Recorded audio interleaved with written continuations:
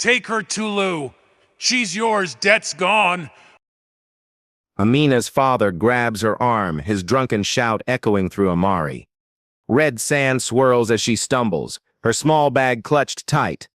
Tolu stands silent, eyes unreadable. Why her? What debt? Ekaetis smirks, folding her arms. Amina's heart pounds, traded like yam in the market. Who is this quiet man? Her throat burns with unshed tears, her mother's memory screaming in her mind. How did her life collapse into this dusty, desperate moment? Unravel the mystery with Baobab African Tales. Subscribe and chase the truth.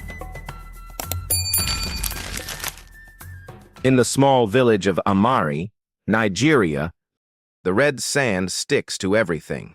Your feet, your clothes, even your dreams. Amina knows this too well. At 22, she walks those dusty paths every day, her back bent under the weight of a life she didn't choose. Her mother's voice still echoes in her mind, soft and warm, teaching her how to thread a needle and sew a straight line. But that was before everything changed. 12 years ago, when Amina was just 10, her mother slipped away after a fever took her. The love she left behind is all Amina has to hold on to now. Back then, her father was a man of the soil, his hands rough from planting yam and cassava under the hot sun. People in Amari respected him once, but the year the rains didn't come, the crops withered, and so did he. He started drinking palm wine until his eyes turned red and his laughter turned to shouts. Then he brought Ikait into their home, a woman with a sharp tongue and a heart full of thorns. Ikait never liked Amina. Maybe it was the way Amina could read a little, or how she stitched cloth better than Ikait's own lazy daughter, Ijeoma. Whatever it was, Ikait made sure Amina felt it. Every day. Life in that house is a heavy load. Amina wakes before the roosters crow, fetching water from the stream 2 miles away. She cooks watery soup with just a handful of egusi, sweeps the compound until her hands blister, and tends the few crops still clinging to life. Meanwhile, Ijeoma sits under the mango tree, chewing kola nut and giggling at nothing. Ekoe watches it all with a smirk, barking orders like she owns Amina's soul. "You think you're better than us?" she'd snap, her voice cutting deep. Amina keeps her head down, swallowing the pain. She knows speaking up only brings more trouble, maybe a slap, maybe worse. The family's troubles grew heavier when her father borrowed money from Tulu, a quiet laborer who came to Amari months ago. Tulu had cash to spare, or so her father thought, and he begged for it to buy new seeds. "This time the harvest will save us," he promised, his breath sour with drink. But the seeds turned to dust in the dry earth, and the debt stayed. Tolu kept coming, asking for his money, his voice low but firm. Amina's father had no coins to give, just empty bottles and excuses. Ekite whispered in his ear, her eyes glinting with a wicked plan. "Give him the girl," she said. "Let her settle it." One evening, with the sun sinking low, her father stumbled into the compound, his shirt stained and his words slurring. "Amina," he bellowed, pointing a shaky finger. "Pack your things. You're going with Tolu." Amina froze, her heart pounding like a drum at a funeral. Tolu stood there, silent, his face unreadable. "Take her and leave my debt alone," her father shouted, loud enough for the neighbors to hear. No prayers, no blessings. Just a cold bargain sealed with a drunken yell. Ikat folded her arms, smirking again. Amina clutched her mother's old sewing needle in her pocket, the only piece of home she could take. Amina steps away from Amari, her feet heavy on the red sand, a small bag of clothes pressed tight against her chest. No one waves goodbye. Her father's voice lingers in the air, sharp and bitter, cursing her as she walks off into the dusk. "Ungrateful girl," he yells, his words slurring into the wind. She doesn't look back. Tolu walks beside her, quiet as always, his worn-out sandals kicking up dust. They reach a rusty bus parked at the village edge, its engine coughing like an old man. "We're going to the city first," he says, his voice steady. "Then America." Amina nods, her throat too tight to speak. The bus rattles along, bouncing over potholes, carrying them to Lagos. Amina sits by the window, staring at the blur of trees and mud huts passing by. Her fingers trace the edge of her mother's sewing needle in her pocket, a silent prayer slipping from her heart. "Mama, guide me," she whispers inside, her eyes stinging. She's leaving everything she knows, the good and the bad. Tolu points ahead as the city comes into view, its lights flickering like fireflies. "That's where we catch the plane," he tells her. Amina's stomach twists.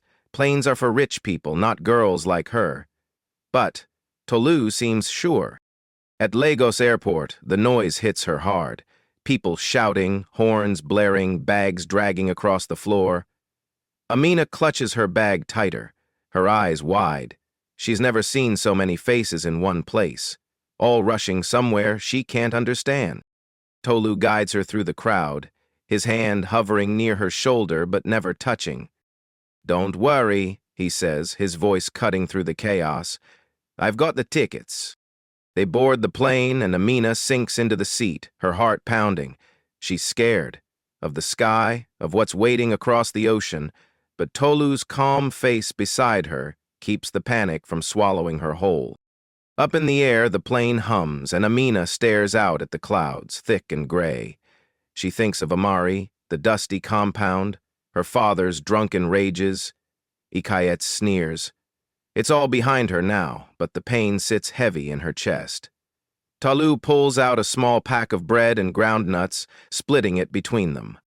"Eat," he says gently. "It's a long trip." She takes a bite, the taste familiar, grounding her. "How'd you pay for this?" she asks, her voice small. He shrugs, chewing slowly.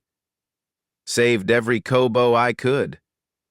Amina watches him, wondering what drives this quiet man. A faint hope flickers inside her, small but alive. She's afraid of a land she's never seen, afraid Tolu might turn cruel like her father. Yet his silence isn't cold.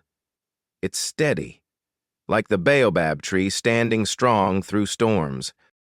Amina leans her head against the window, the cool glass soothing her. She doesn't know what America holds. Maybe more hardship, maybe something better.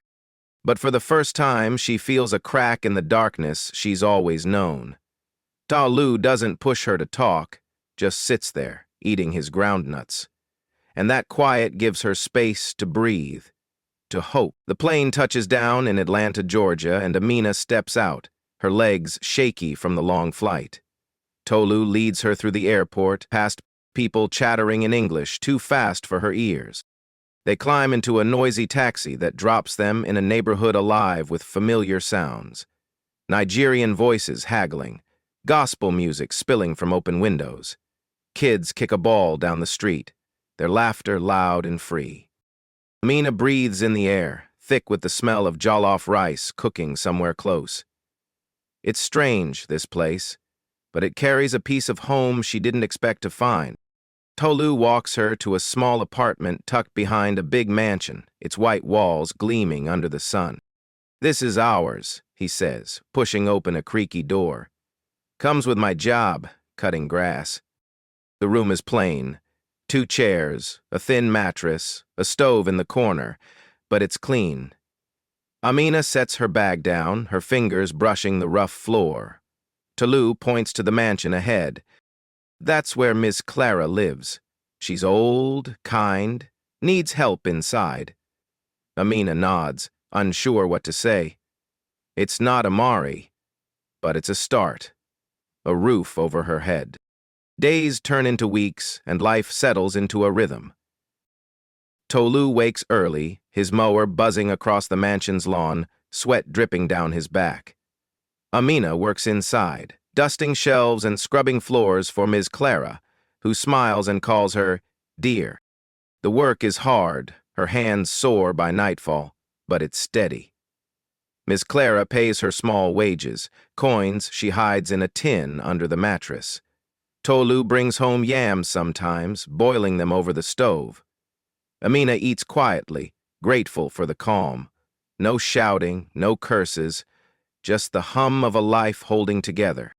Amina learns Atlanta bit by bit. She rides the bus, clutching the rail as it jerks through busy streets, her eyes tracking signs she can't yet read. At the market, she haggles for okra and fish. Her voice shaky, but growing bolder. Neighbors nod at her, some speaking Yoruba, others pidgin, making her smile. The pace here is quick, cars honking, people rushing, but she's finding her feet. She watches Tolu, too, how he moves through this world. He knows shortcuts, names of streets, things a simple gardener shouldn't. It nags at her, this quiet man who never wastes a dime. Tolu's ways stick in her mind. He counts every penny, folding bills like they're precious. He turns off lights when they're not needed, saves scraps of food for the next day. Yet he talks about the city like he's studied it, points out buildings, explains the bus routes. "How do you know all this?" Amina asks one night, her voice soft over the crackling stove. He shrugs, stirring the yam. "Been here a while," he says, his eyes dodging hers. She doesn't push, but the question sits there, heavy. There's more to Tolu than he lets on. Tolu moves through their small apartment like a man who knows peace is fragile. After long days cutting grass, he comes home, his shirt damp with sweat, and heads straight to the stove.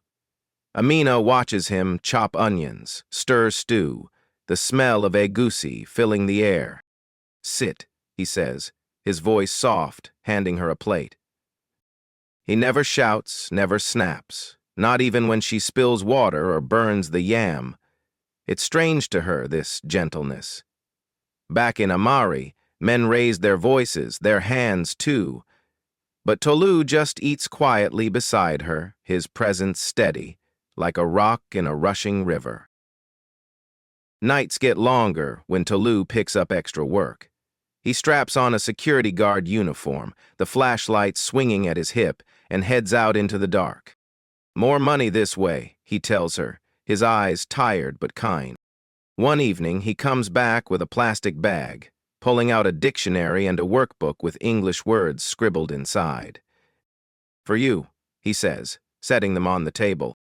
Amina stares at the pages, her fingers trembling. She hasn't held a book since her mother died. "Learn what you want," he adds, then turns away to wash his hands, leaving her with the gift. One night, over a pot of boiling okra soup, Tolu asks her a question. "What did you love doing back home?" His voice is low, curious. Amina pauses, the spoon still in her hand. She thinks of her mother's sewing needle, the way it danced through cloth, making something beautiful out of scraps. "Sewing," she says finally, her voice barely above a whisper. "I used to make dresses." She expects him to laugh, but he doesn't. He nods, his eyes lighting up. "Keep that dream alive," he says.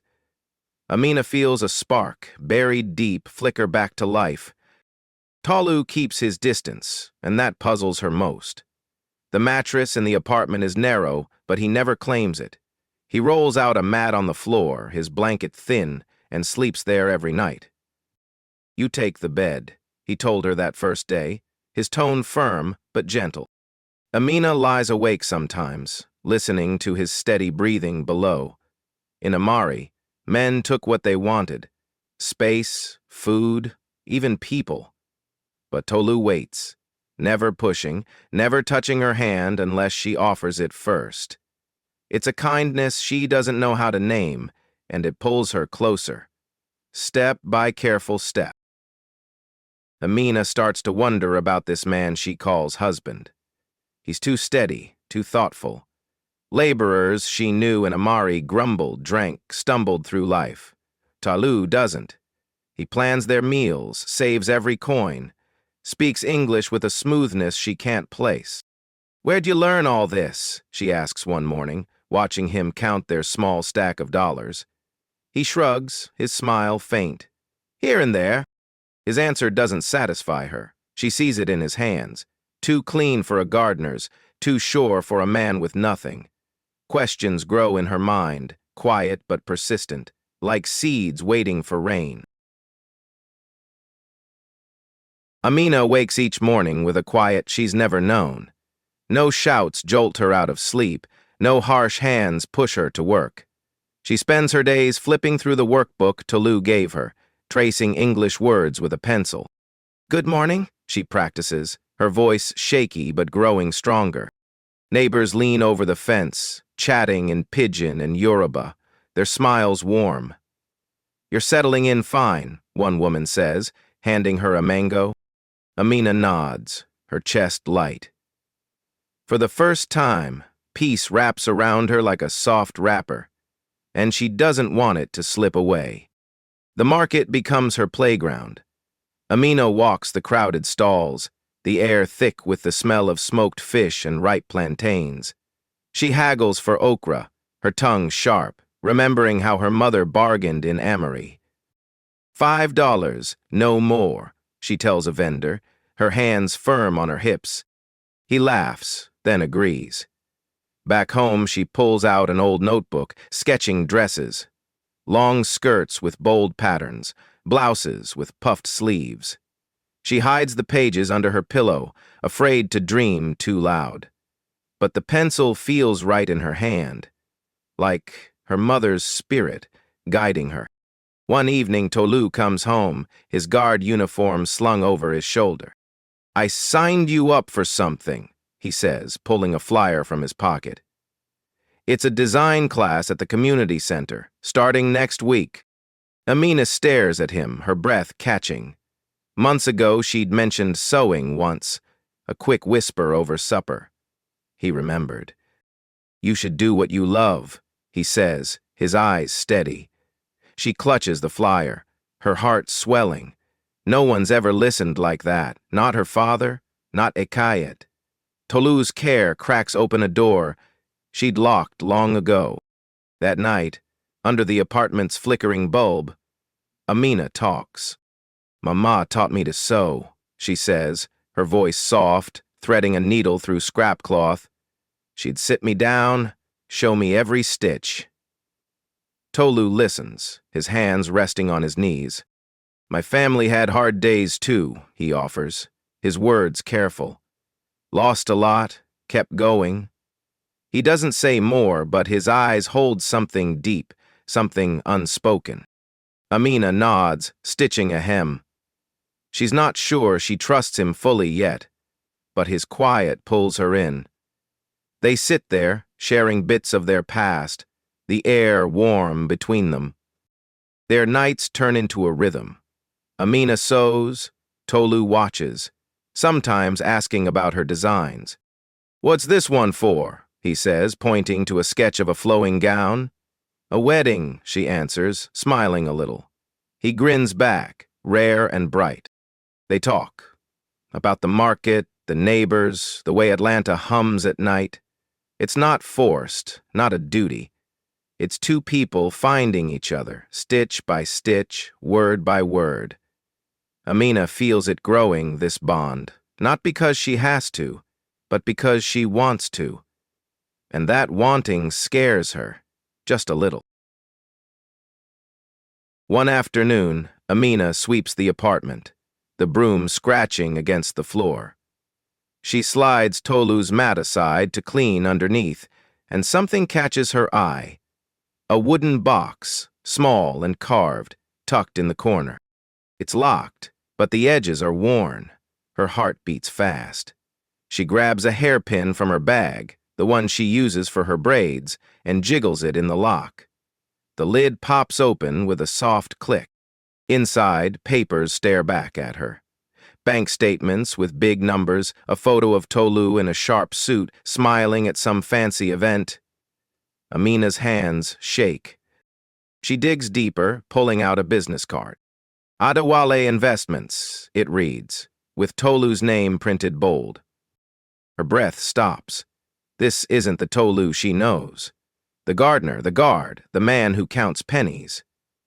She flips through the photo again, his tie crisp, his smile wide, surrounded by people in glittering clothes. Her stomach twists tight. All those nights he cooked for her, the books he bought. Were they lies? She sits there, the box open on her lap, her mind spinning. The man she's trusted, the one who gave her peace, might be someone else entirely. That night, Tolu walks in, his flashlight still clipped to his belt. Amina stands by the stove, the box hidden behind her. "Tolu," she says, her voice low, trembling. "Who are you?" He freezes, his eyes narrowing. She pulls the box out, slamming it on the table. "Was I just a game to you?" Her words crack, hurt spilling out. "You've been lying this whole time." Tolu opens his mouth, but no sound comes. Amina's chest heaves. She trusted him, leaned on him, and now this. Proof he's not the poor man he claimed to be.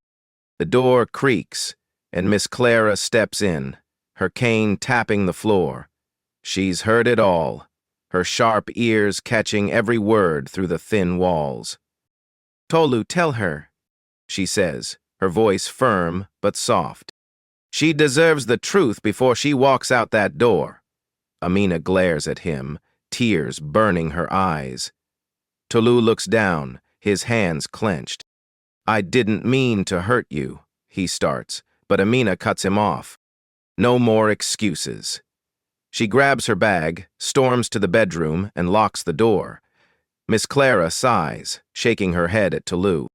Inside, Amina sits on the bed, her knees pulled up tight. Her mind fights itself. Tolu's kindness flashes through her. The stew he made, the way he listened, the mat he slept on to give her space. But this box, these papers, they scream betrayal. She's known liars before. Her father, Ikayet, men who hid their hearts behind sweet words. Is Tolu one of them? Her fingers grip her mother's needle, the one thing she can trust. She wants to run, but his quiet voice haunts her. She's torn, caught between the peace he gave and the secrets he kept. Tolu stands in the dim light of the apartment. His shoulders slump. "My family owns an investment firm back in Nigeria. Big money, big name." He pauses, rubbing his hands together.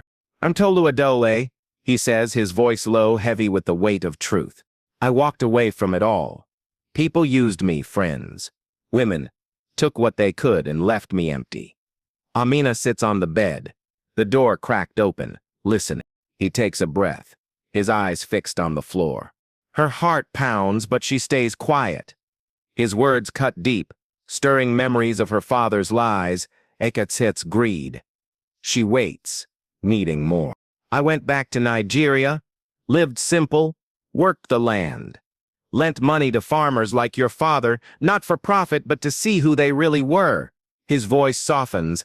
"I saw you, Amina, out in the fields, working hard, never complaining.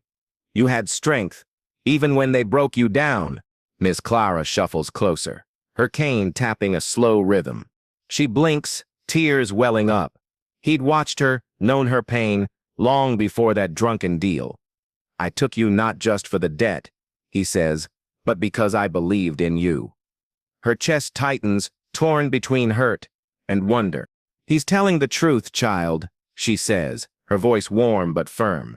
"I worked for his family years ago, cleaned their big house, raised him when his mama was too busy." She smiles faintly. "When he wanted to start over, I paid for those plane tickets with my savings, sent him off to find real love." Amina looks at her, then at Tolu. Miss Clara's eyes shine with pride. "He didn't want gold diggers," she adds. "He wanted someone true." Amina wipes her face, the pieces falling into place. Silence fills the room, thick and heavy. Amina clutches her mother's needle, her mind racing. She thinks of Tolu's hands cooking stew, his mat on the floor, the way he hid when she spoke of sewing. He'd given her peace, a safe place to breathe, when Amari only gave her scars. But the lies sting sharp, like a slap she didn't see coming. "Why hide it?" she whispers, her voice breaking. Tolu kneels by the bed. "I needed you to see me, not the money," he says. "I'm sorry." Tears roll down her cheeks, hot and fast. Amina stares at him, her heart wrestling with itself. She could walk away, take her bag and run from this man who kept secrets. But where would she go? Back to Amari's dust and curses. She thinks of the workbook, the design class, the quiet nights they shared. He didn't buy her with riches. He gave her dignity, something her father never understood. "I'm staying," she says finally, her voice steady through the tears. "Not for your money, Tolu, for the peace you gave me." He nods, his eyes wet too, and the room feels lighter, like a storm passing. Years pass, and Amina stands tall in a black gown, her high school diploma clutched in her hand. The crowd claps, their cheers loud in the Atlanta heat. She's worked nights, teed hard, her pencil scratching English words until they made sense. Now she's enrolled in a design college. Her sketches bursting with color, dresses with bold Ankara prints, blouses that dance with life. She thinks of her mother, the woman who taught her to sew with love. That little needle carried her here through dust and doubt. To this moment, Amina smiles, her heart full, her dreams no longer hidden. Graduation day brings a surprise. Tolu waits at the edge of the stage, a banner strung up behind him, her designs painted big and bright. "Amina," he calls, dropping to one knee, a ring glinting in his hand. The crowd erupts, neighbors shouting, kids jumping. "Marry me again for real this time," he says, his voice steady. She laughs, tears spilling, and nods yes. They'd built something true, not a debt or a deal, but a promise. The community gathers close, their cheers wrapping around her like a warm blanket. Amina feels rooted, seen, loved in a way Amari never allowed. They move into a modest house down the street, its walls painted yellow, a small porch out front. Amina sets up a corner with a sewing machine, her hands busy with thread and cloth. Soon, kids from the neighborhood knock on her door. "Teach us," they beg, their eyes wide. She sits them down, showing them how to stitch, just like her mother did. "This is for you," she tells them, passing on the legacy she almost lost. The room fills with laughter, the hum of needles. And Amina knows she's planting seeds for their dreams too. One quiet evening, Amina rests her hand on her belly, feeling the gentle kick of their first child. She's pregnant now, a new life growing inside her. She sits on the porch, Tolu beside her, the night air cool against her skin. Her mind drifts back to Amari, the red sand, the curses, the day her father traded her away. She was a shadow then, a girl with no voice. Now she's a woman with purpose. A husband who sees her, a baby on the way. She turns to Tolu, her eyes soft. Amina looks out at the stars, her heart steady. She thinks of every step leaving that dusty village, boarding that plane, finding that box. Love carried her here, not the kind that demands, but the kind that waits, that builds. Courage, too, the quiet strength she didn't know she had. "We made it," she whispers, and he squeezes her hand. "I was a shadow in Amari," she says aloud, her voice clear, "but love and courage brought me light." Tolu smiles. The community hums around them, and the baby kicks again. This is her life now, not a burden, but a gift, shining bright for all to see. Drop a like if you felt Amina's strength, and tell us in the comments, what's your dream worth fighting for? Share this video with your people. Let's gather around the fire of tales together. See you in the next story, fam. Peace and blessing. And that's the tale of Amina and Tolu, a journey of love and courage under the Baobab's watchful branches. If their story touched your heart, don't keep it to yourself. Hit that subscribe button for Baobab African Tales right now. Join our family, where we share stories that lift your spirit and honor our roots.